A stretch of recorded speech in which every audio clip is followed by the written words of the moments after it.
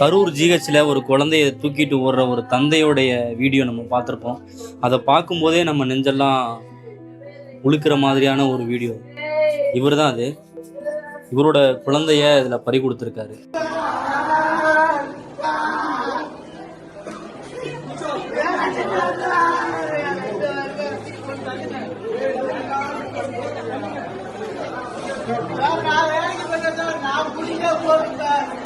ஓரமாதான் sir நின்றுட்டு இருந்தோம். கூட்டத்துக்குள்ளேயே போகலைங்க sir. நாங்க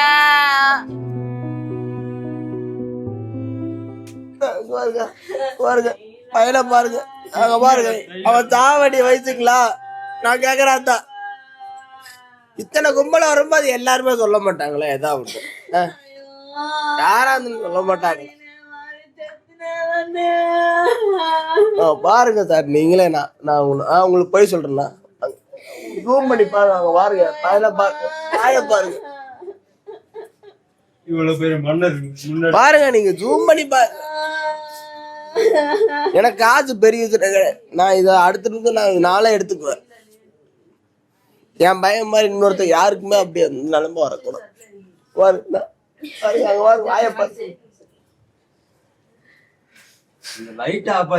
பாருங்க சார், பாருங்க. என் கையில தான் சார் இருந்தா, என் கையில தான் சார் இருந்தா பையன், என் கையில தான் சார் இருந்தா. நான் தான் சார் வாரி கொடுத்துட்டேன். நான் தான் சார் வாரி கொடுத்துட்டேன். ஓரமா தான் சார் நின்றுட்டு இருந்தோம். கூட்டத்துக்குள்ளேயே போகலைங்க சார். நாங்க ஓரமா தான் நின்றுட்டு இருந்தோம். நானு என் பையன், என் புள்ள, என் தம்பி பையன் சார் தூக்கிக்கிட்டு நின்றுட்டு இருந்தேங்க சார். நின்றுட்டு இருக்கோம். ஒரு செகண்ட் இல்லைங்க சார், விஜய் எல்லாம் வந்துட்டாங்க சார். வந்ததுக்கு அப்புறம் எப்படி பின்னாடி எல்லாரும் முன்னாடி எல்லாம் தள்ளிங்க சார். பின்னாடி இருந்து வந்துச்சுங்க சார் கூட்டம். பின்னாடி இருந்து தள்ளி ஓரமா தாங்க சார் நின்றுட்டு இருந்தோம். 5 மணிக்கு அங்க போனோங்க சார். போய் ஓரத்துல போய் கூட்டத்துல தாங்க சார் நின்னோம். பையனை வச்சு நிக்க முடியாது. ஓரத்துக்கு வந்துட்டோங்க சார். ரொம்ப ஓரத்துக்கு வந்து கடைக்கிட்ட உக்காந்துட்டு பையனை வச்சுட்டு உக்காந்துட்டு தாங்க சார். ஏன்னா அவ்வளோ இடம் இருக்கு. இப்படி தள்ளனா கூட சரி கும்பலா போய் மாட்டி. பின்னாடி வண்டி எல்லாம் வந்துருச்சுங்க சார். வண்டி எல்லாம் வந்து எல்லாமே இடம் எல்லாம் இருக்குங்க சார். அந்த கரண்ட் பஸ் நிக்கிறதுக்கு எல்லாமே இடம் எல்லாம் இருந்துச்சுங்க சார். இருந்துட்டு அந்த ஒரு செகண்ட் லைட் ஆஃப் பண்ணாங்க சார். எல்லாம் பின்னாடி இப்படி இருந்து வந்துட்டாங்க சார். இப்படி இருந்து வந்ததா எல்லாம் இப்படி வந்து பையன் அப்படி கைக்கு போய் ரொம்ப அடிபட்டு, எனக்கு ரொம்ப அடிபட்டுங்க சார். புள்ள பொழைப்பாளா இல்லையான்னு சொல்லிட்டு அவன் மயக்கத்துல இருந்து அவ தெரிஞ்சுட்டான். கடைசியில இவனை விட்டுட்டேங்க சார். இவனை விட்டு பையனை விட்டுட்டேங்க சார். தம்பி பையனை விட்டுட்டேங்க. ஒருத்தர் தூக்குனாங்க சார் குழந்தைய. சரி சார், நான் குழந்தைய வச்சுட்டு இருந்தேங்க சார். இடுப்புல வச்சுட்டு இருந்தேங்க சார். வச்சுட்டு இருக்கவும் என் பக்கத்துல இருந்த ஒரு பொண்ணும் நானும் கைய தூக்கி ரெண்டு கைய தூக்கி விட்டு வேற ஒருத்தவங்க வாங்கினாங்க சார். குழந்தைய வாங்கி அவங்க சரி நெக்குல படுறாங்கன்னு தான் வாங்குறாங்க. ஆனா அவங்க விட்டுட்டாங்களா என்னன்னு தெரியலைங்க சார். ஆனா அவங்க தாங்க சார் குழந்தைய வாங்கினாங்க. நெருக்கல்ல இருக்கிறாங்கன்னு தந்தேங்க சார். இல்லைன்னா நானே பார்த்துருப்பேங்க சார். என் குழந்தைய விட்டுருக்க மாட்டேங்க சார். 39 மரணங்கள்ல 9 குழந்தைகள் மரணம்ன்றது சேர்ந்திருக்கு.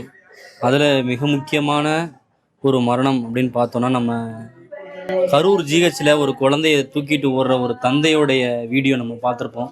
அதை பார்க்கும்போதே நம்ம நெஞ்செல்லாம் உழுக்கிற மாதிரியான ஒரு வீடியோ. இவர் தான் அது. இவரோட குழந்தைய இதில் பறி கொடுத்துருக்காரு. நான் ஒன்னே ஒன்று சொல்றேன், இனிமே யாரு அப்பாவும் சரி அம்மாவும் சரி இல்லாம யாரும் அனுப்பாதீங்க. என் மாதிரில என்னோட என் பையனோட போகட்டும். தனியா படுத்துருக்க. நீங்க தூக்கிட்டு ஓடுற மாதிரி ஒரு வீடியோ பார்த்து என்ன நடந்தது? அந்த அப்போ உயிர் இருந்ததா குழந்தைக்கு? என்ன எதுவுமே இல்லைங்க சார். நான் என்ன சொல்றேன்,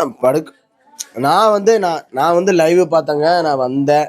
நீங்க அந்த கூட்டத்துல இல்ல? அந்த கூட்டத்தில் நான் இல்லை. நான் லைவ் பார்த்துக்கிட்டே உட்காந்துருந்தேன் வீட்டில் இல்லைங்க.